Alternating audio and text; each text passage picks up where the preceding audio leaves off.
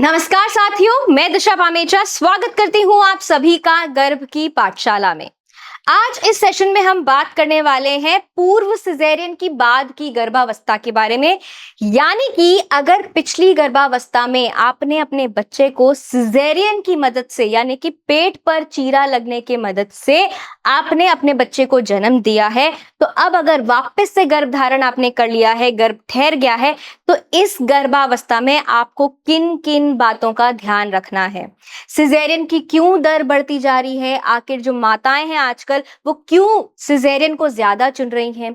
Caesarean के बाद अगर हम सामान्य प्रक्रिया से अगर डिलीवरी कराएं तो उसके क्या फायदे हो सकते हैं। सिजेरियन के फायदे, सिजेरियन के जोखिम, सिजेरियन का घाव किस तरह के होते हैं, कैसे वो बढ़ते हैं और क्या क्या समस्याएं और जटिलताएं हो सकती हैं, इन सभी के बारे में इस सेशन में हम डिस्कस करने वाले हैं। तो चलिए आइए शुरू करते हैं और सबसे पहले जानते हैं कि आखिर सामान्य डिलीवरी के ऊपर हमारी सिजेरियन डिलीवरी की जो दर है वो क्यों बढ़ती जा रही है। तो देखिए, सामान्य डिलीवरी के तुलना में जो सिजेरियन डिलीवरी है उसकी संख्या बहुत ज्यादा बढ़ती जा रही है।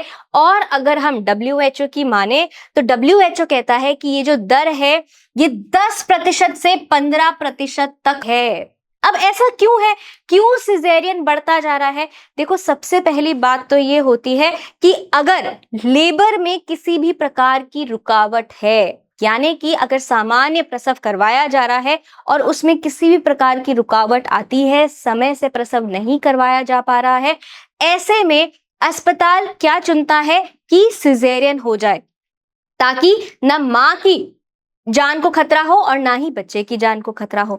साथ ही में बहुत सारी ऐसी माएं होती हैं जो खुद ये चाहती हैं कि क्या हो, सिजेरियन हो। मां अपनी इच्छा से अगर सिजेरियन कराना चाह रही है तो ऐसे केस में भी सिजेरियन किया जाता है। साथ ही में अगर जो प्रसव है उस दौरान बच्चे को किसी भी प्रकार की तकलीफ हो या फिर गर्भावस्था में बच्चे को अगर किसी भी प्रकार की तकलीफ हो, ऐसे में भी क्या चुना जाता है, ऐसे में भी फीटल डिस्ट्रेस के टाइम में भी सिजेरियन चुना जाता है। साथ ही में अगर प्रसव सामान्य तरीके से अगर शुरू करवाया जा रहा है लेकिन वो असफल हो रहा है प्रयास, तो ऐसे में भी सिजेरियन को चुना जाता है। देखा क्या जाता है कि मां और बच्चा दोनों ही स्वस्थ रहने चाहिए।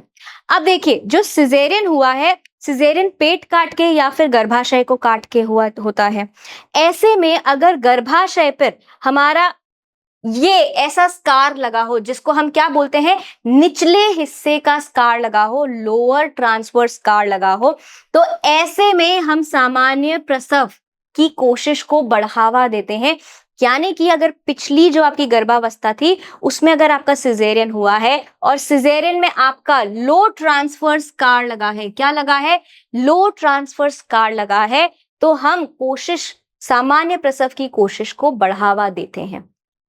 चलिए अब यहाँ पर जान लेते हैं एक बार कि जो हमारे सिजेरियन हैं जिसको माताएं आजकल ज्यादा चुन रही हैं उसके क्या क्या फायदे हो सकते हैं। देखिए, सबसे पहली बात तो क्या है, जो सामान्य प्रसव होता है उसके अपेक्षित जो आपकी ये सिजेरियन होती है ये बहुत ज्यादा सुरक्षित होती है। यानी कि सिजेरियन डिलीवरी अपेक्षाकृत ज्यादा सुरक्षित होती है। साथ ही में उसमें योनि में होने वाली चोटों से भी बचा जा सकता है, क्योंकि सामान्य प्रसव में क्या होता है, जो बच्चा है वो योनि के माध्यम से आता है, योनि के रास्ते से आता है, तो वहां पे काफी सारी चोटें लगने की खतरा बहुत ज्यादा रहती है। लेकिन अगर सिजेरियन हो रहा है तो ऐसे में योनि की गंभीर चोटों से बचा जा सकता है। साथ ही में पेल्विक फ्लोर की समस्याओं से, जैसे कि कमजोरी हो या ढीलापन हो, इनसे भी काफी हद तक सुरक्षा मिलती है। अब लेकिन ये तो थे फायदे, पर फायदों से ज्यादा सिजेरियन के क्या है, फायदे से ज्यादा सिजेरियन के जोखिम है। अब क्यों भाई जोखिम बहुत ज्यादा है? क्योंकि देखो, ये जो सिजेरियन है ये एक तरीके का ऑपरेशन है, यानी कि आपके पेट को काटकर, गर्भाशय को काटकर बच्चे को एक असामान्य प्रक्रिया से बाहर निकाला जा रहा है, बाहर लाया जा रहा है। तो पेट काटा जा रहा है, गर्भाशय काटा जा रहा है, यानी कि आपको वापस से सही होने में, आपके घाव को भरने में समय लगेगा, जिससे कि आपको अधिक दिन तक अस्पताल में रहना पड़ेगा और ठीक होने के लिए भी ज्यादा समय की जरूरत लगेगी। अब आपका पेट काटा गया, गर्भाशय काटा गया, तो ऐसे में संक्रमण की और जटिलताओं की जो संभावना है वो बहुत ज्यादा बढ़ जाती है। मातृ और शिशु मृत्यु की दर भी बढ़ जाती है, खासकर की जो मातृ की मृत्यु दरें होती हैं वो बढ़ जाती हैं। क्यों बढ़ जाती हैं? क्योंकि मां में संक्रमण और जटिलताओं की संभावना बहुत ज्यादा बढ़ जाती है। साथ ही में नवजात को सांस लेने में भी दिक्कत हो सकती है। क्या हो सकती है? नवजात को सांस लेने में भी दिक्कत हो सकती है। साथ ही में जब आपका पेट काटा जा रहा है तो उस टाइम पे बहुत ज्यादा रक्तस्राव भी हो सकता है, जिसके वजह से आप में खून की कमी हो सकती है और आपको खून चढ़ाने की जरूरत भी पड़ सकती है। अब देखिए, हमारे पास तो ये तरीका है कि भाई हम बच्चे को पहले भी पैदा कर सकते हैं, सिजेरियन से ये छूट हमें मिल जाती है ना। तो ऐसे में क्या होता है, प्री टर्म यानी कि समय से पहले प्रसव की का खतरा बढ़ जाता है। क्या होता है, अगर हम सिजेरियन चुनते हैं तो सिजेरियन में कई बार होता है कि जो प्रसव का पूरा समय है वो पूरा नहीं हो पाता और उससे पहले बच्चा बाहर आ जाता है। तो ऐसे में बहुत बार शिशु के विकास में भी बहुत समस्याएं आ सकती हैं, यानी कि प्री टर्म बर्थ का खतरा भी बढ़ जाता है। साथ ही में और क्या क्या खतरे हैं, अब देखिए, जो आपका पेट काटा जा रहा है वो किन्हीं ना किन्हीं औजारों से काटा जा रहा है। तो उन औजारों से जो आपके आसपास के अंग हैं, जैसे कि मूत्राशय हो गया या आंत हो गया, उनमें भी गलती से चोट लगने की संभावनाएं बढ़ जाती हैं। और अगर चोट लग गई तो उससे जुड़ी जटिलताएं भी हो सकती हैं। काफी सारे खतरे और काफी सारे जोखिम होते हैं सिजेरियन में, इसलिए कोशिश करें कि आप हमेशा सामान्य प्रसव को ही चुनें। कोशिश करें।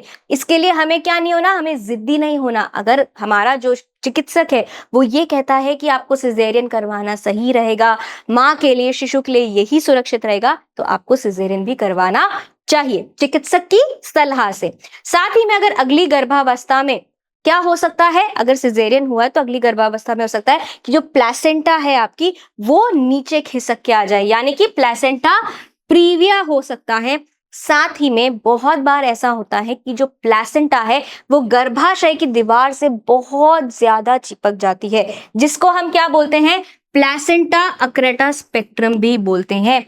और सिजेरियन में क्या होता है, प्रसव के बाद में पोस्टपार्टम हेमरेज की संभावनाएं भी बहुत ज्यादा हो जाती है, यानी कि प्रसव के बाद अधिक खून का बहना भी एक जटिलताओं में से है। साथ ही में कई बार होता है कि जो आपका गर्भाशय है उसको भी बाहर निकालना पड़ता है, यानी कि पेरीपार्टम हिस्टेरेक्टोमी, जो गर्भाशय है जहाँ पे बच्चा ठहरता है उसको भी बाहर निकालना पड़ता है। साथ ही में अगर आपने पिछली गर्भावस्था में सिजेरियन करवाया तो अगली गर्भावस्था में फिर से सिजेरियन होने की जो संभावनाएं है वो बहुत ज्यादा बढ़ जाती हैं। तो ये तो क्या थे, ये थे हमारे सिजेरियन डिलीवरी के जोखिम। अब हम बात करेंगे कि जब भाई सिजेरियन डिलीवरी हो रही है तो उसमें मैं आपको बार बार बोल रही हूँ कि निशान लगेगा, निशान लगेगा। तो ये जो निशान होता है इसके ऊपर कुछ ना कुछ प्रभाव भी पड़ेगा। तो पहले देखते हैं कि ये निशान कैसे लगाए जाते हैं। जैसे कि मैंने आपको बताया, निशान दो तरीके से लगाए जाते हैं। एक होता है लोअर सेगमेंट में स्कार, जो कि कुछ इस प्रकार से लगाया जाता है। अब ये जो स्कार है ना, इसका फटने की संभावना रहती है प्रसव के दौरान। इसके फटने की संभावना कब रहती है, लेबर या फिर प्रसव के दौरान। दूसरा तरीके का स्कार होता है जो हमारा क्लासिकल या फिर हिस्टेरेटोमी स्कार होता है, जो कि सीधा लगाया जाता है कुछ इस प्रकार से। ये जो स्कार होता है ना, ये कुछ पुराने समय में और आजकल में कुछ विशेष तरीके की स्थितियों में लगाया जाता है, लेकिन इस स्कार के फटने की संभावना बहुत ज्यादा रहती है। कब कब आपका हो सकता है गर्भावस्था के जो आखिरी महीने हैं उनमें इसके फटने की संभावना बहुत ज्यादा रहती है। साथ ही में ये प्रसव के समय भी फट सकता है, यानी कि जो क्लासिकल या हिस्टेरेटोमी स्कार है जो पुराने समय या विशेष मामलों में लगाया जाता है, गर्भावस्था के आखिरी महीनों में इसके फटने की संभावना, साथ ही में प्रसव के समय इसके फटने की संभावना बहुत ज्यादा बढ़ जाती है। अब इससे हमें समझ क्या आया कि अगर हमारा जो स्कार है वो लोअर सेगमेंट स्कार है। कौन सा स्कार है, अगर हमारा ये वाला स्कार है पिछली गर्भावस्था का, आपका ये वाला सिजेरियन स्कार है, यानी कि लोअर सेगमेंट का ट्रांसफर स्कार है, यानी कि लोअर सेगमेंट का अगर स्कार है तो इसके फटने की संभावना काफी कम रहती है। ठीक है, किसके मुकाबले, हमारे हिस्टेरेटोमी वाले स्कार के मुकाबले में। देखिए कैसे, लोअर सेगमेंट का जो स्कार होता है वो 0.2% से लेकर 1.5% तक उसकी दर रहती है फटने की, जबकि जो हमारा क्लासिकल स्कार है, जो हमारा खड़ा चीरा लगाया जाता है पेट के ऊपर, इसके फटने की संभावना हमारी 2% से लेकर 3% तक रहती है। अब आप खुद ही सोच सकते हैं ना कि भाई बहुत ज्यादा दबाव पड़ने पर जो हमारा ये वाला स्कार होता है, लोअर सेगमेंट का ट्रांसफर स्कार होता है, इस पे दबाव कम पड़ता है, जबकि जो हमारा क्लासिकल हिस्टेरेटॉमी स्कार होता है, इस पे दबाव ज्यादा पड़ने की वजह से ये इतना दबाव को झेल नहीं पाता है, इसलिए इसके फटने की संभावना बहुत ज्यादा रहती है।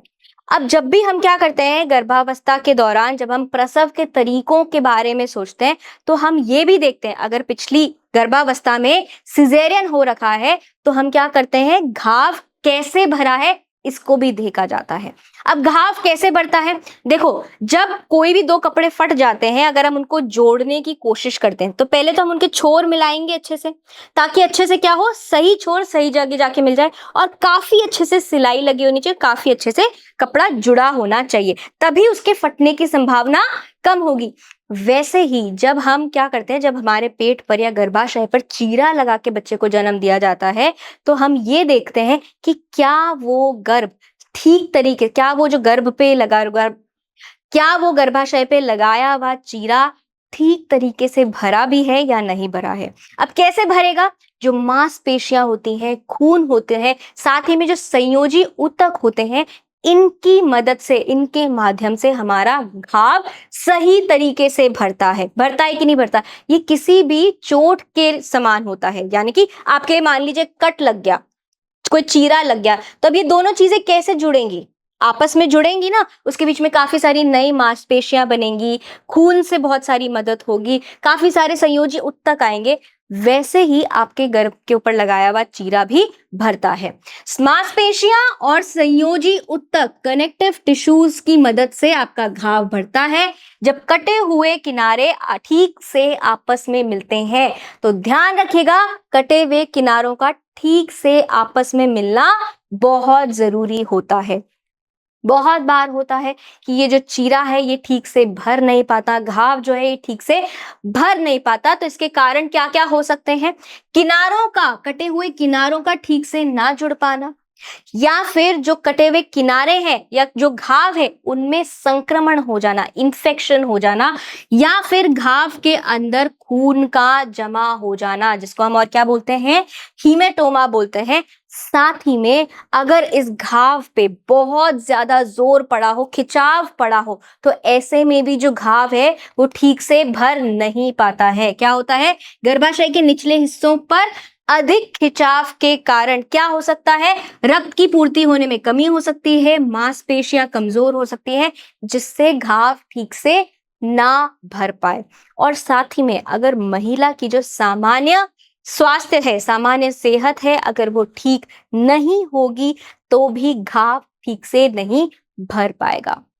तो ये थी बातें हमारी पूर्व सिजेरियन के बाद अगर हम गर्भावस्था करते हैं तो उनमें क्या क्या चीजें हमें ध्यान रखनी होती हैं। इसके बारे में हम आगे और भी बात करेंगे अगले सेशंस में। मिलते हैं आपसे वहीं, तब तक के लिए धन्यवाद।